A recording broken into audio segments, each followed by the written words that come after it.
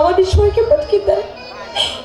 ನನ್ನ ಮಗುವಿನ ಆಟ ನೋಟ ಪಾಠಗಳನ್ನ ನೋಡಿ ನಿಜವಾಗಿಯೂ ಎಷ್ಟು ಸಂತೋಷ ಪಡ್ತಾ ಇದ್ರು ಮಾವ.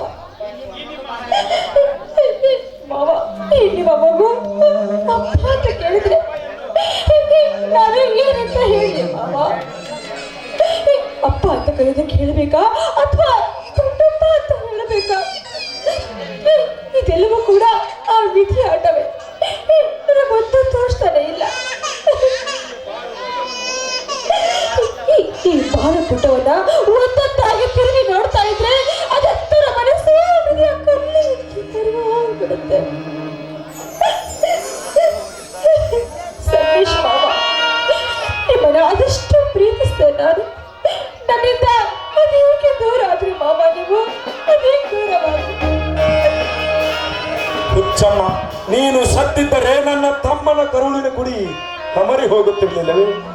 ಈ ಸಮಾಜ ನನ್ನ ನಿನ್ನ ಸಂಬಂಧದ ಬಗ್ಗೆ ಸಾವಿರ ಮಾತುಗಳನ್ನು ಆಡಿದರೂ ಹಚ್ಚಿಕೊಳ್ಳುತ್ತಿರಲಿಲ್ಲ. ನನ್ನ ಮನೆಯ ಮಾನಕ್ಕಾಗಿ ನನ್ನ ಪ್ರಾಣ ಹೋದರೂ ಚಿಂತಿಸುತ್ತಿರಲಿಲ್ಲ.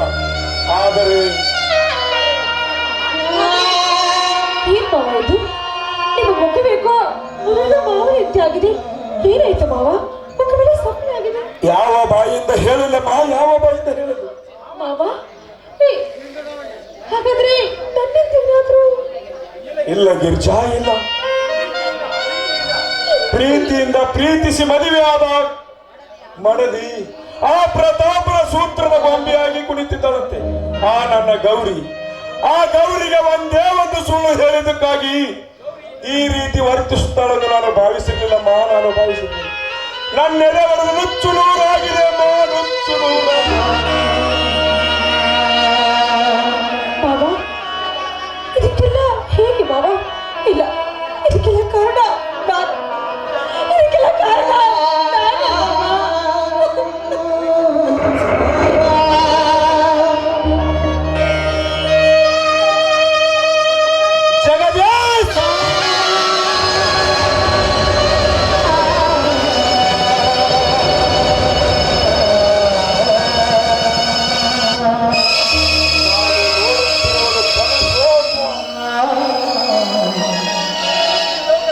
ಕನಸಿನ ಲೋಕದಲ್ಲಿ ಕಣ್ಣೊರೆಸುತ್ತಿರುವಾಗ ಕಂಡಿದ್ದು ಕನಸು ನನಸು ಎಂಬುದು ಹೇಗೆ ಗೊತ್ತಾಗಬೇಕು ಬ್ರದರ್?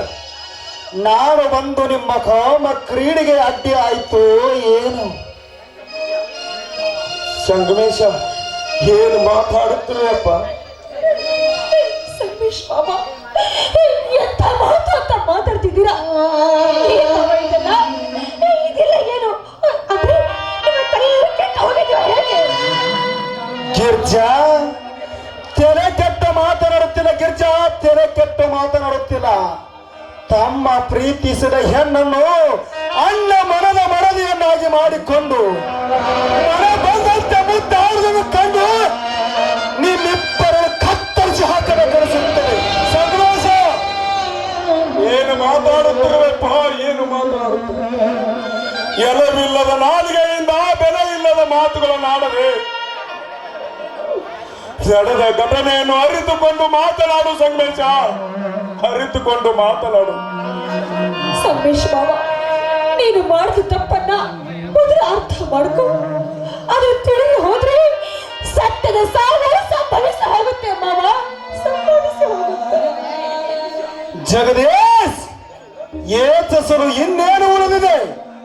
ಅಂಗೈ ಹುಣ್ಣಿಗೆ ಕನ್ನಡಿ ಬೇಕಾ? ದೇಶದ ಸೇವೆಯಲ್ಲಿದ್ದ ಸೋದರನ ಸಾವಿನ ಸುದ್ದಿ ಕೇಳಿ ನನ್ನ ಅಣ್ಣ ಎದೆ ಹೊಡೆದು ಸತ್ತಿರಬೇಕೆಂದು ಭಾವಿಸಿದೆ. ಆದರೆ ನೀನು ಸಾಯವನಲ್ಲ. ಮುದ್ದ ಮರವಿಯನ್ನು ಮನೆಯನ್ನು ಹೊರಗೆ ಹಾಕಿ ತಮ್ಮ ಮದುವೆ ಆಗಬೇಕಾದ ಹೆಣ್ಣನ್ನು ಮನೆಗೆ ತಂದು ಇವರನ್ನು ತಾಯಿ ಮಾಡಿದ ತಾಯಿ ಗಂಡ ನೀನು.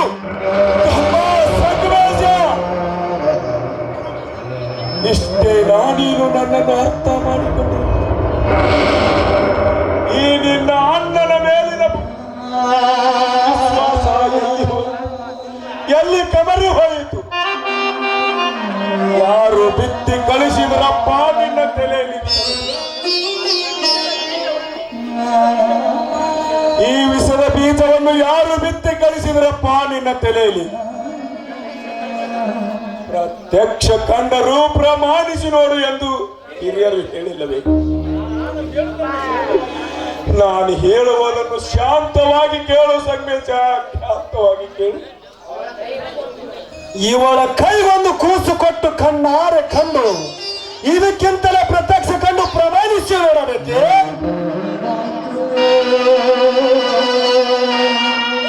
ಸಂಗಮೇಶ್ ಬಾಬಾ, ಜ್ಯೋತಿಯು ತಾನು ಸುಟ್ಟು ಪರವಿಗೆ ಬೆಳಕನ್ನು ಕೊಡುವ ಹಾಗೆ ಜಗದೀಶ್ ಬಾಬಾ ತನ್ನನ್ನು ತಾನೇ ಸುಟ್ಟುಕೊಂಡು ಈ ಮನೆಯ ಮಾರಕ್ಕೋಸ್ಕರ ತನ್ನ ಪ್ರಾಣ ಕೊಡೋದಕ್ಕೂ ಸಿದ್ಧವಾಗಿದ್ದಲ್ಲದೆ ಎರಡು ಜೀವನ ಕಾಪಾಡಿದ್ದಾರೆ ಅಂತ ತಿಳ್ಕೊಂಡು ನಂತರ ಮಾತಾಡು ಸತ್ಯ ಸತ್ಯದ ಬಗ್ಗೆ ಮಾತಾಡುವ ಯೋಗ್ಯತೆ ನಿನಗಿಲ್ಲ. ಪುಣ್ಯವಂತ ನಿಮ್ಮಪ್ಪ ನಿಮ್ಮಿಬ್ಬರ ಕಾಮ ಕ್ರೀಡೆಯನ್ನು ನೋಡಿ ಮನನೊಂದು ಪ್ರಾಣ ಬಿಟ್ಟ. ಅಂತ ಪಾಪಿ ಹೆಣ್ಣು ನೀನು.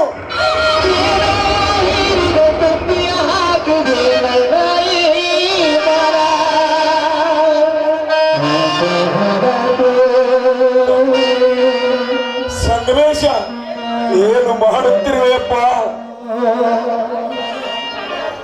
ಬಂಗಾರವನ್ನು ಹಾಗೆ ನೋಡಿದರೆ ಅದರ ಬೆಲೆ ಗೊತ್ತಾಗುವುದಿಲ್ಲಪ್ಪ, ಗೊತ್ತಾಗುವುದಿಲ್ಲ. ಹೊರಗಲ್ಲಿ ಹಚ್ಚಿದಾಗಲೇ ಅದರ ಬೆಲೆ ತಿಳಿಯುವುದು. ಸತ್ಯವನ್ನು ತಿಳಿದುಕೊಳ್ಳದೆ ಮನ ಬಂದಂತೆ ಮಾತನಾಡಬೇಡ ತಮ್ಮ, ಮನ ಬಂತೆ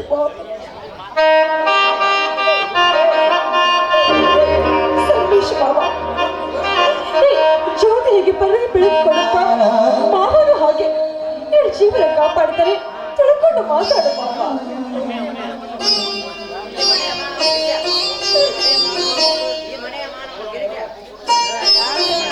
ಈ ಮನೆಯ ಮಾನವನ ಕಾಪಾಡಿದ್ದಾನೆ ತಿಳ್ಕೊಂಡು ಮಾತಾಡು ಮಾವ. ಜೀವನ ಸುಟ್ಟುಕೊಂಡಿರಬೇಕು.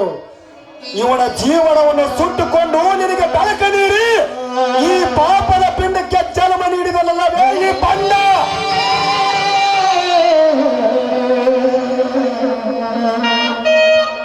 ಸಂಗಮೇಶ,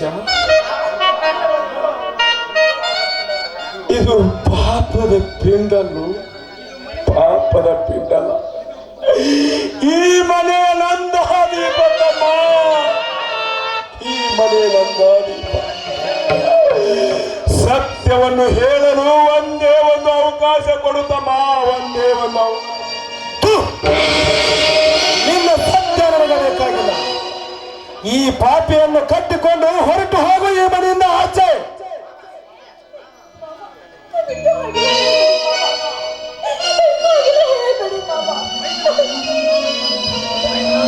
ಮೈದುನ, ಈ ಪಾಪಿಗಳಿಗೆ ಸರಿಯಾದ ಶಿಕ್ಷೆಯನ್ನು ವಿಧಿಸಿದೆ.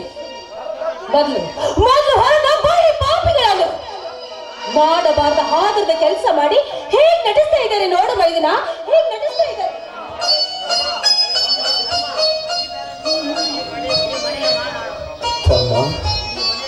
ತಮ್ಮ,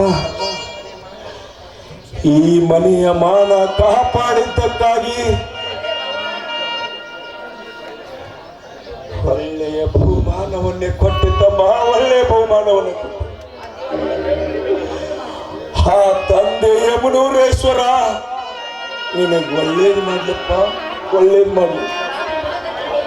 ನಾನು ಈ ಮನೆ ಬಿಟ್ಟು ಹೋಗುವ ಮುನ್ನ ಒಂದೇ ಒಂದು ಸಾರ ಸತ್ಯವನ್ನು ಹೇಳಲು ಅವಕಾಶ ಕೊಡುತ್ತಮ್ಮ. ಪಾಪದ ಕೈಗಳಿಂದ ದೂರ ಸರಿ ಪಾಪಿ, ಹೊರಟು ಹೋಗು ಈ ಮನೆಯಿಂದ ಆಚೆ.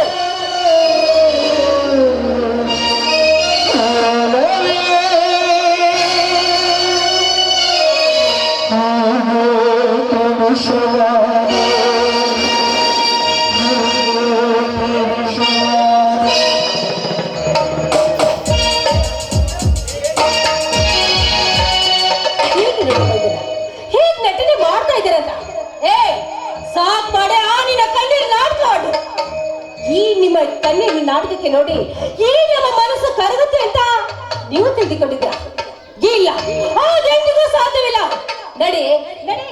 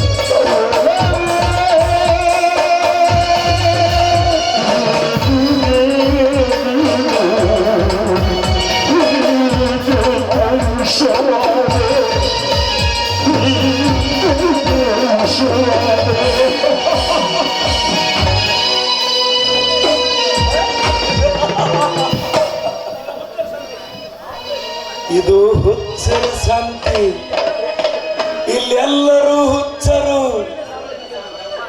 ಈ ಸುಳ್ಳಿನ ಸಾಮ್ರಾಜ್ಯದಲ್ಲಿ ಸತ್ಯ ಮಾರಾಟವಾಗುವುದೇ?